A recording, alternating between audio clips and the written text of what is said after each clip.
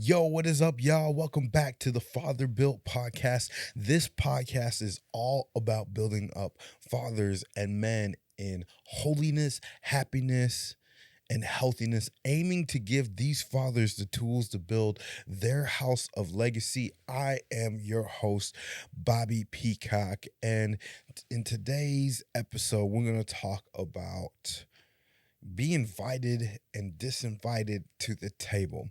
And what do I mean by that? Let me start out with a question. So, have you ever been in a situation where you thought that someone was in your corner? Or, um, you know, someone left a bad taste in your mouth? Um, and the last, like, have you ever been in a situation where you felt that you were treated wrong and you lost sleep over that thing? Can you leave like some kind of sleep emoji if you ever been in that kind of situation? I know for me, um, this has happened numerous of times. So, yeah, so let's kind of jump into it. So, let me start out with like a story. See, recently, it was about like a month ago now. I was recently at a place, and I'm not going to get into too many specifics, but I was at a place, and there was someone there that I was like, "Hey, what's up, my dog? What's up, homie?" And like super happy or whatever. And this person, they gave me the cold shoulder, and I was like, "Yo, whoa." I'm like, I thought we were cool, and now I realized what could potentially be the root problem. And then I was like, okay, so maybe should I reach out to this person? Should I like ask him out to lunch to figure out like, hey, how can we, get past whatever happened, if it was something I did or whatever. And I remember spending some time in prayer because like I was kind of not losing sleep, but I was thinking about it a lot. Mentally, I was thinking about it a lot.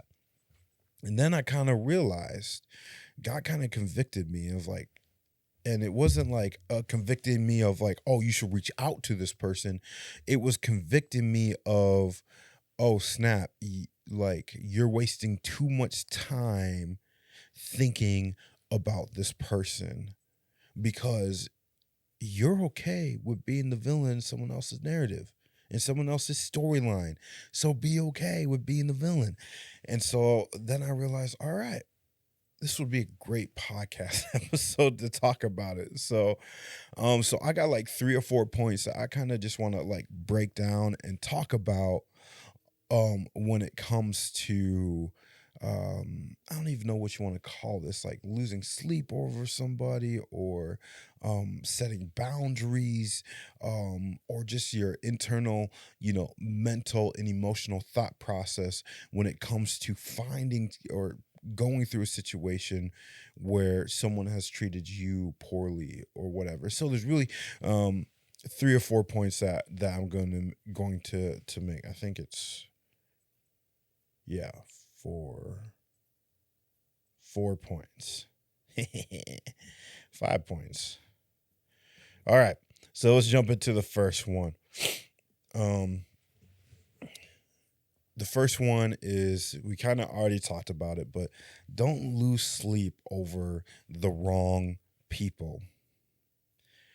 Like just like how I talked about, I put a lot of mental energy into finding out what I did wrong and realizing that that wasn't where uh my mental energy should have went to. So why would I lose sleep over that person, when that person may or may not be holding a grudge, or maybe that person was just having a bad day and I just took it personally, kind of thing. And there's so many things and so many thought processes that need to go into it. And there's some situations where you kind of just know, like, okay, hey, that person doesn't like you.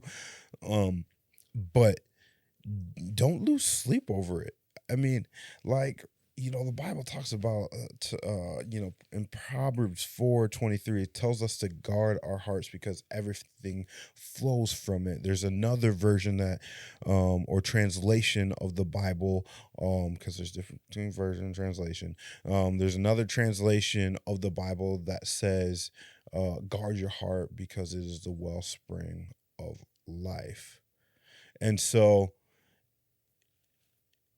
and that comes into all relationships, right? I find that lately I've been using that biblical verse for a couple of my friends that are in relationships, like dating relationships, where it's like, hey bro, like, make sure that you're guarding your heart.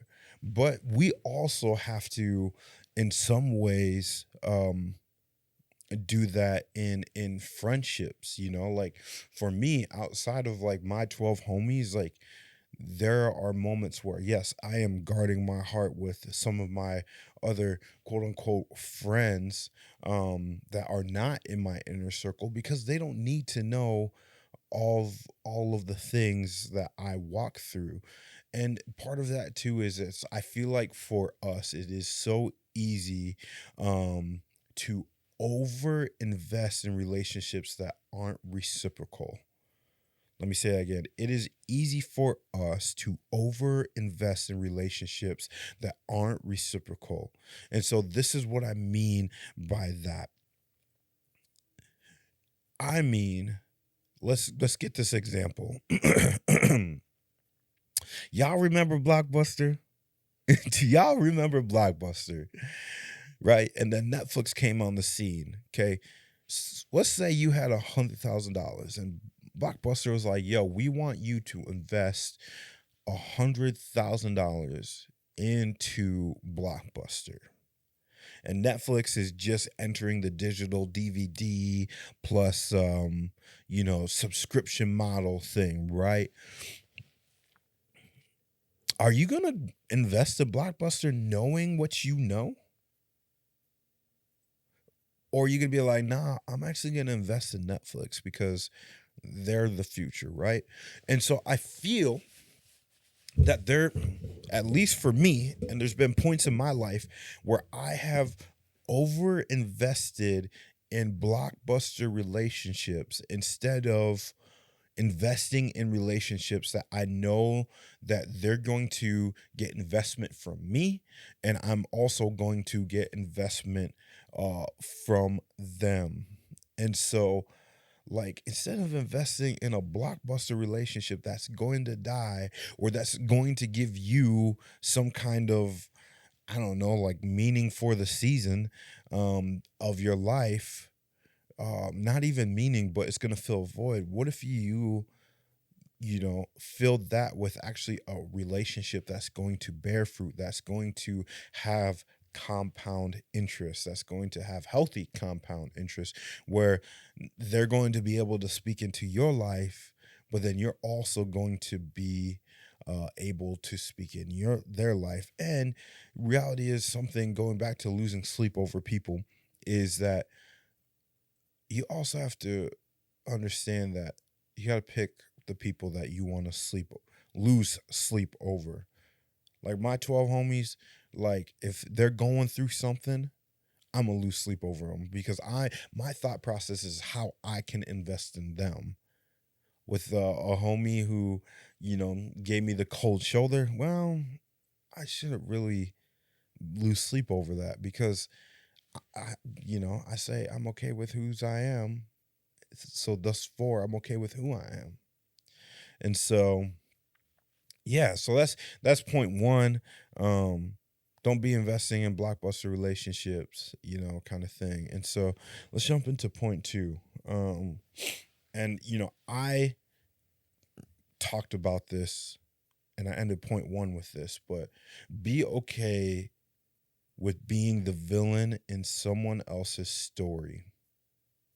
Now, let me put the disclaimer here. This is a real disclaimer, okay? Uh, I don't mean purposely being a jerk, or intentionally being a jerk, or, a butthead, like, or a bully. That's not what I mean. But like what I mean is like, hey, if you are following the Lord, you are um you have pure intentions, and you are walking hand in hand with people who are investing in you and building you, and you're building other people, and your intentions are pure, like, be okay with being the villain in else's narrative. You know, we've heard this said before, but it seems like sometimes doing the right thing, right, may not be the liked thing, right? So sometimes doing the right thing may not be the liked thing or the well liked thing or the most popular opinion. But the Bible talks about like these two things. One is that um we're an alien of the world, and so we shouldn't conform to the patterns of the world, right? So when the world is going left, guess what? We're going to stay right. And the right means that we might look like the villain to the world that doesn't understand. And then the other thing too, um, is that the world, listen, hated Jesus, right? It talks about that in John 15:18 through 19. It says, if the world hates you, remember that it hated me first. The world would love you as one of its own if you belong to it, but you are no longer part of the world. I chose you to come out of the world, so it hates you.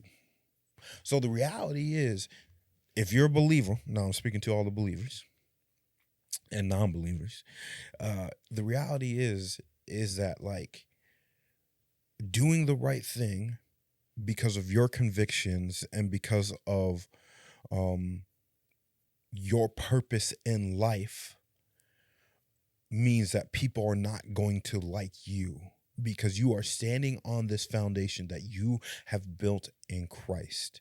And so be okay with the world not liking you. And if they don't, it's okay. And even sometimes in my 12, sometimes like I can be the villain in their narrative, but the only difference between my 12 homies and a lot of other people is they'll tell me straight up, yo, man, I don't like when you did that. Like, this is what I felt. And then I can walk through, well, these were my intentions. This is what I felt spiritually, or this is what I felt mentally or emotionally. This is why I did it. Um, but to the rest of the world, they might not be able to have that kind of conversation. And I think we as people need to learn to have those kind of conversations. And so learn to have some difficult conversation. Learn to gather the tools to have those difficult conversations. Learn to not be insecure about being the villain in someone's narrative because you know whose you are. And since you know whose you are, guess what? You know who you are. And it comes back to that. I mean, there's some points where I get insecure about like who I am, but then I have to go back to whose I am. And then it builds not cockiness, but confidence. And so um I would encourage you in all of this, like with every point, um, prioritize two things. Prioritize, prioritize three things. One, prioritize what God thinks about you. Prioritize um, what you think about you, and then prioritize what your inner circle thinks about you. And when I say, because it all stems through this, like, okay, I know that God thinks of me in this way. I know that, like, because God thinks of me in this way, I need to look in the mirror and I need to think of me in this way. But then I also have homies that are watching my blind spots and they are speaking into me and thinking of me this way because they truly care about me. And that's the funnel. And if number one, or if number two and number three, which would be what you think about you and what your inner circle inner circle thinks about you does not align with what the Lord thinks about you, do these two things. One, um discern if it's biblical, okay? And then two, discern if it is beneficial, right? Because even your inner circle, right, or even your inner thoughts can lead you astray. So you have to use that discernment and go back to the Bible of like, oh snap, like my homie's giving me biblical advice. Oh sweet, he prayed about it. Or oh snap, my homie is frustrated and he's not giving me biblical advice. Okay, so now I can go back to my homie and say, okay, hey, I don't know if that advice is the best advice. Because there's sometimes, like, I had a conversation with a homie where I went into protective mode.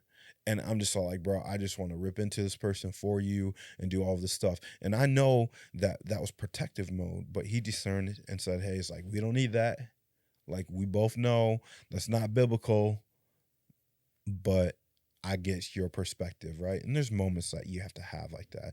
And so take those three steps: God's approval, God's thoughts, look in the mirror, your thoughts, your inner circle thoughts. Take all of that above what anybody else has to offer you.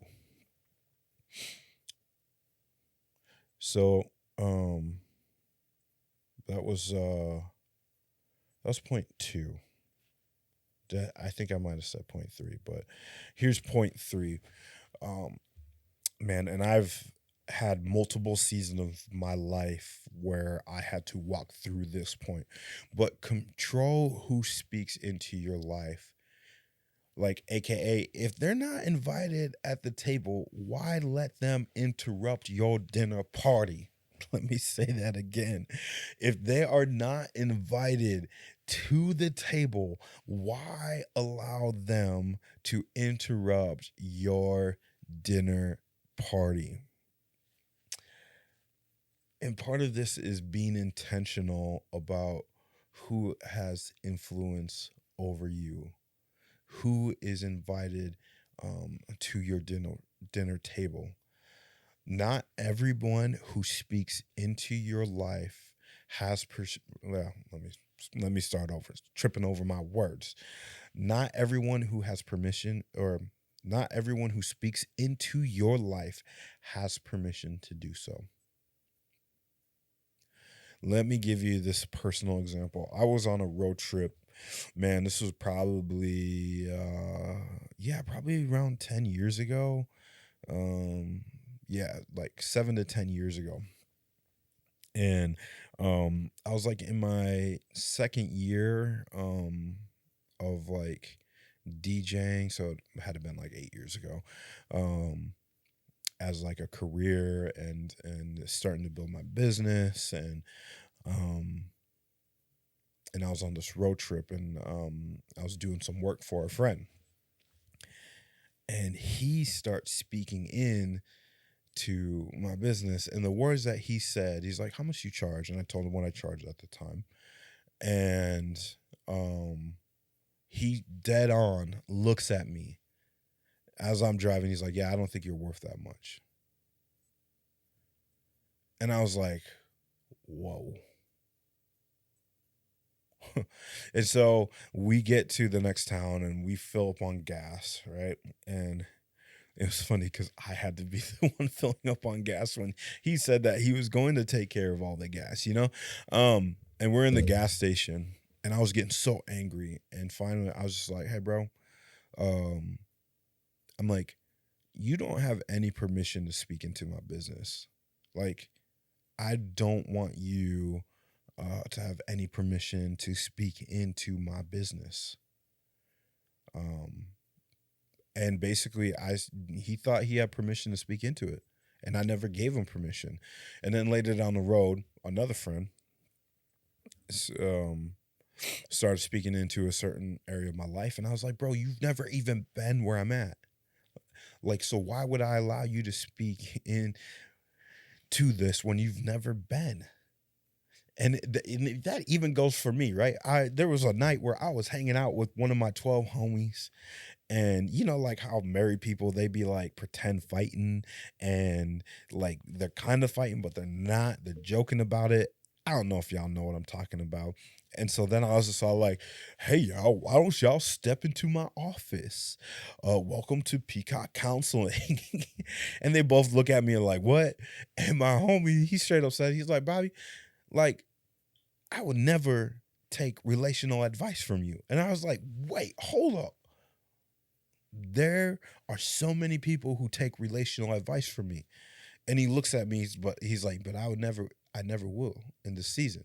And I was all like, "Okay, what you mean like that?" And then his wife spoke up. He's like, "Bobby, look at you. Look at where you're at." And then like, it started clicking. They're like, and I was like, it's because I'm not married. And they're like, absolutely.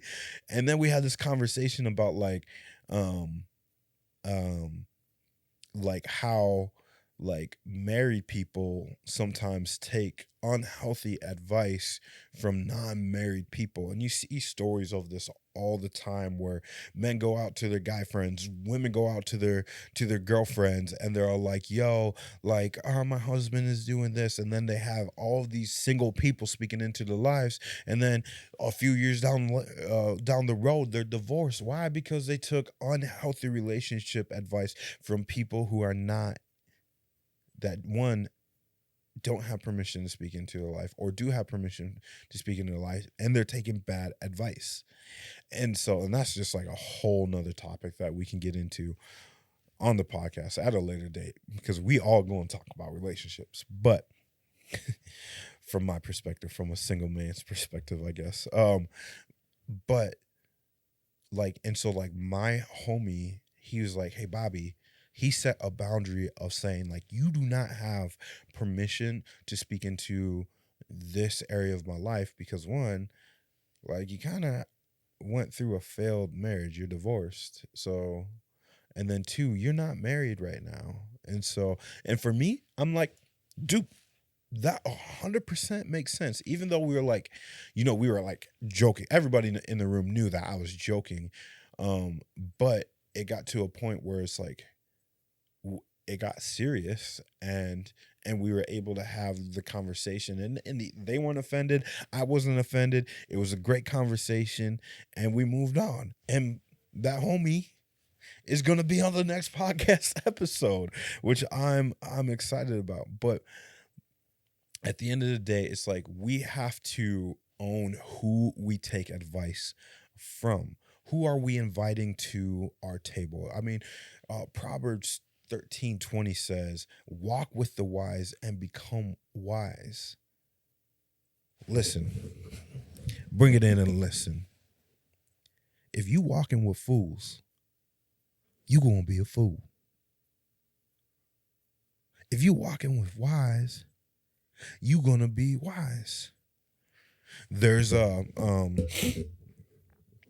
my dad has this and I think I'm jumping the gun on this point, but um my dad, my foster dad, has, like, I don't know if this is his quote, but he says this all the time, like growing up. "You can judge a man by his bookshelf." I love that quote. Um and we can take that a step further. I can judge a man's priorities by looking at their bank account. I could judge a man's um, um, health by looking into his fridge, or how he invests his time, right? So I say all that leading up to this point is that, um, you want to know who a homie is? Look at who they're hanging around. I had a youth pastor say, "You are who you hang around." And so for me, my inner circle are probably some of the people that I spend the most time with. And yes, I have people that um that are like my quote unquote bar friends, right? But my thought process with hanging out with them is completely different than hanging out with my inner circle. And that's just the reality of it, is that like these people, um it made me think of that movie, Tropical Thunder or whatever. What do you mean, you people? Um, but there's some people that I would say, yeah, these are my friends, but they're not going to speak to me the same way, or I'm not going to allow them to speak to me the same way that the people in my inner circle will. And so, um, yeah, like it is important to have wise counsel. Um, and so like with this point, I would challenge you to look at who's in your inner circle, look at the why. Are they speaking into your life in a positive manner? Are they lifting you up, or are they dragging you down? Because if they are dragging you down, it's time to let go. And that brings me into point number 4, which is sometimes you have to disinvite yourself from certain tables. So not only are you kicking people out at your table because they weren't invited, but also sometimes you have to um, disinvite yourself from other people's table. Not every space orally let me try that again. I cannot speak today. My bad. Not every space or relationship is meant for you.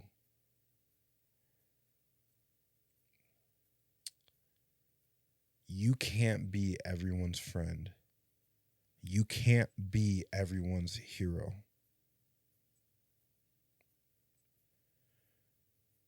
I think about it this way. Um, One of my homies, man, I be quoting my homies all the time. That's when you know you got homies. Um, we talked about it this way. Like before I say what I was that, but I remember when I was in high school, like popularity was like a big thing to me. Um, and being cool with almost everybody in my school was a big thing. And I had people that at that time I didn't like and that I was a jerk to. But I would say that I was kind of a popular kid. I mean, it kind of helped that I was like basically the only black kid in my high school. I mean, there was some exchange students or whatever, or some that would come in and come out. But yeah, I was basically one of the only black kids in my school, and so I mean, popularity was kind of easy just because of that. Anyways, um, but popularity was kind of important to me in middle school and especially high school.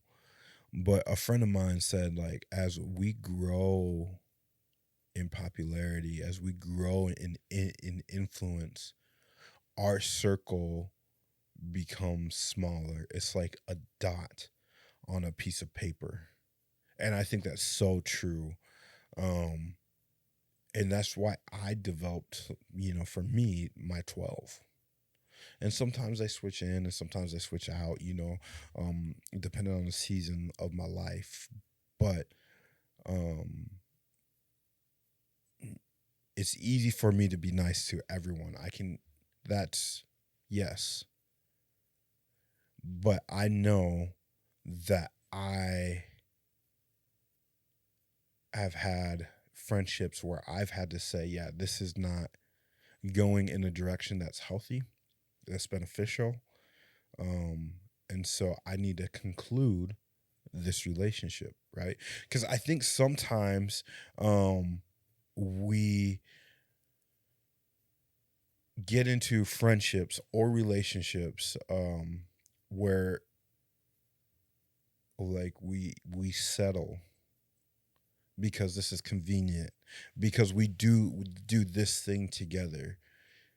But what happens sometimes is that there are people that are maybe in your life that all they want to do is rip you apart and tear you down to their level. And when you see that happen all the time, what ends up happening is you start to get down on their level, or you start to go down to their level, because they see you like, oh yeah, you're getting successful, or you're doing this, but look at this and this. And they're like, you're still one of us, kind of thing. Like, if you're climbing and they can't keep up and they're trying to drag you down, it's time to lose the weight. It's time to cut the fat.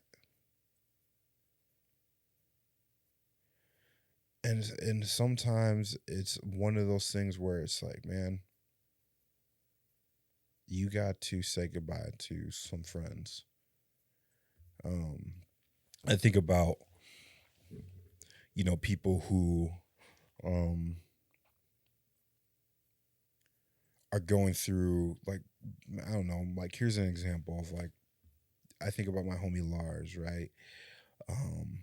Who struggled with addiction. He was on the podcast, and like, what would have happened if, like, all of his homies, as he was trying to get better, were drug dealers, or were, just drug dealers? Where would he be? He wouldn't be where he's at today. And so there's people that want to keep you where you're at because they get to see the benefit from it. But the reality is they get to see a benefit by dragging you down, but you're just carrying the extra weight. And so it's okay to leave the friendships that are holding you down. It may hurt for a season. It may be difficult for a season. It may be lonely for a season.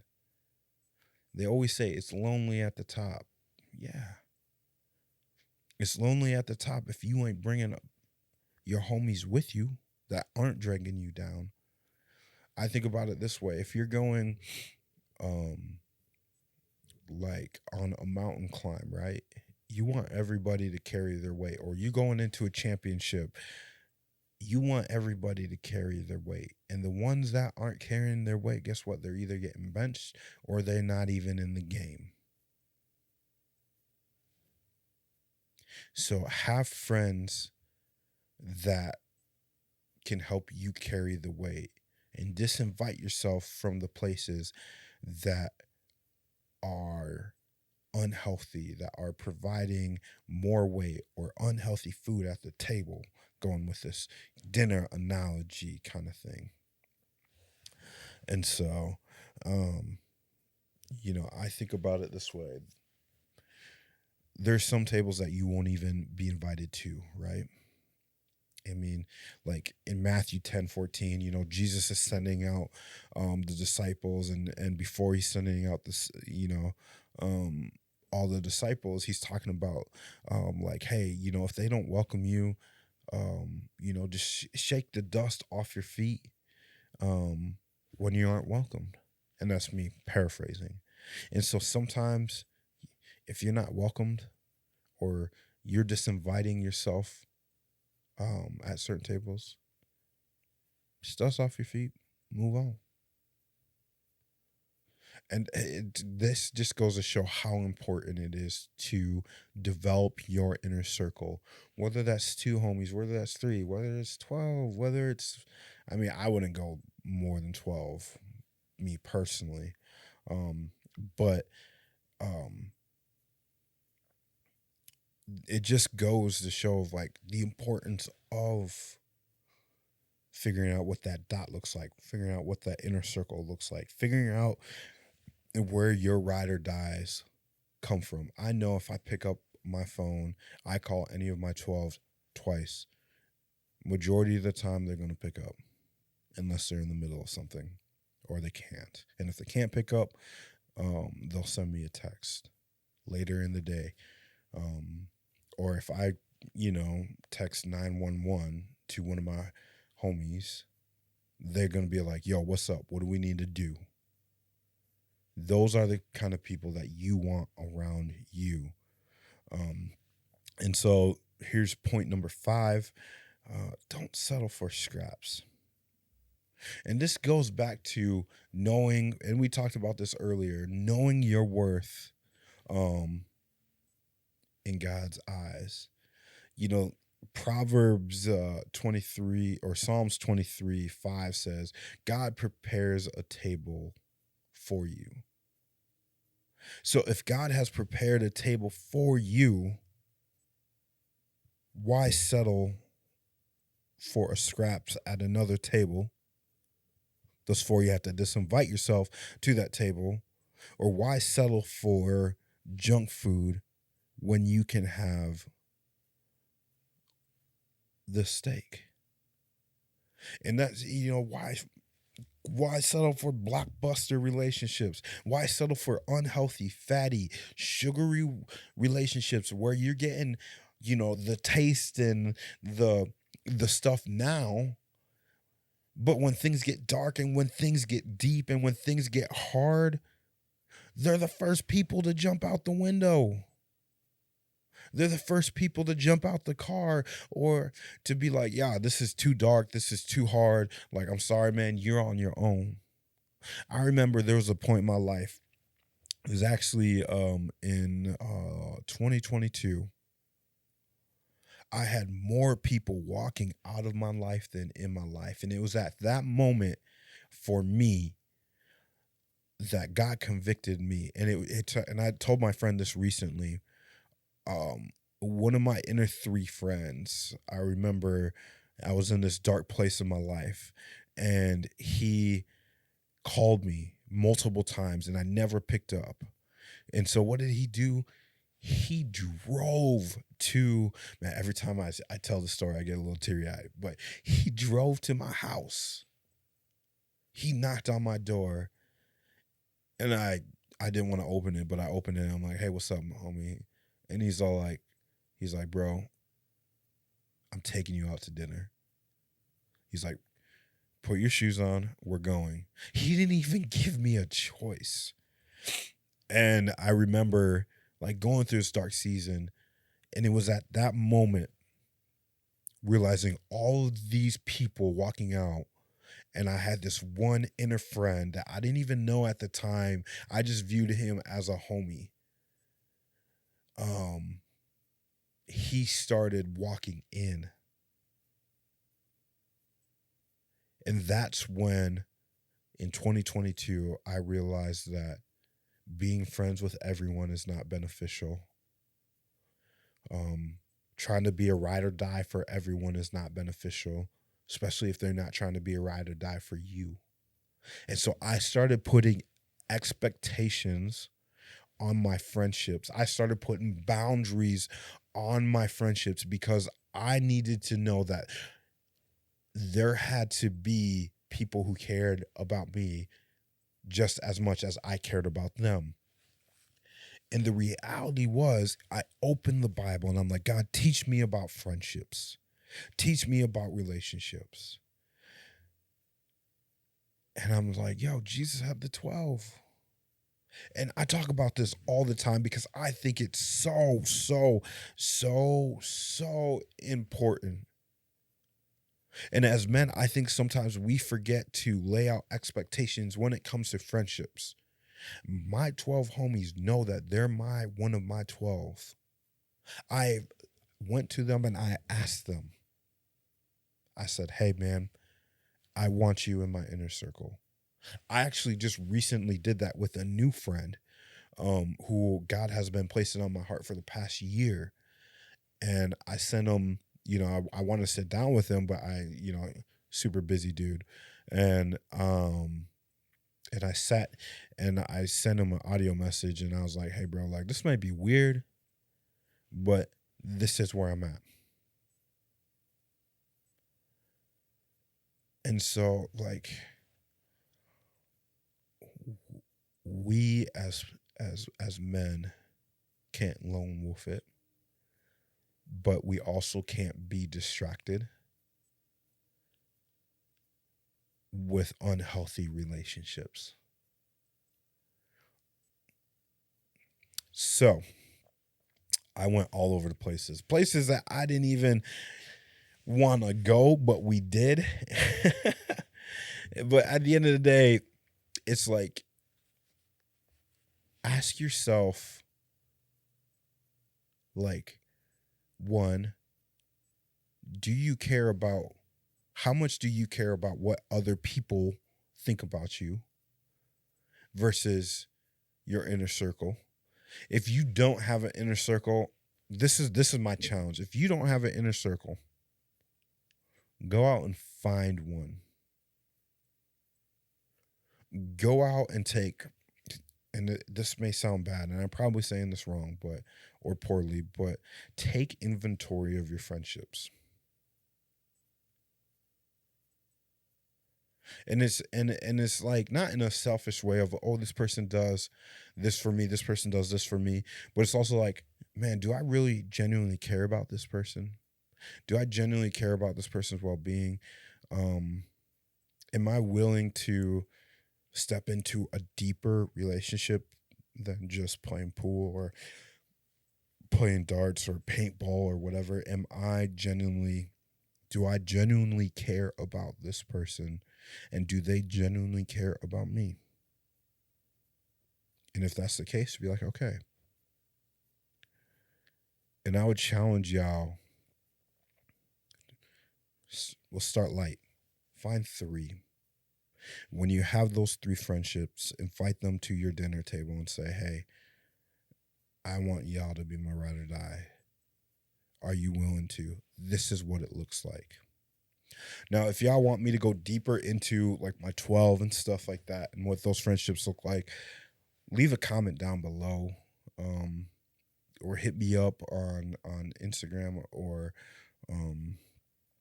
Snapchat or wherever, or Facebook, wherever you watch this. But I want to say thank y'all so much for tuning in to this podcast. So let's go through the points again. So point 1 is don't lose sleep over the wrong people. Point 2, be okay with being the villain in someone else's narrative. 3, control who speaks into your life. If they're not invited to the table, why let them interrupt your dinner party? And then that was point 3. Point 4 was disinvite yourself from certain tables. And point 5 is don't settle for scraps. So set some boundaries, get healthy when it comes to relationships and how you view other people. And yeah. Well, thank y'all so much for tuning in to the Father Built podcast. This podcast is all about building up fathers and men in holiness, healthiness, and happiness, aiming to give these fathers and men the tools to build their house of legacy. I'm your host, Bobby Peacock. Thank you so much for tuning in, and always remember, peace, love, blessings. We are out.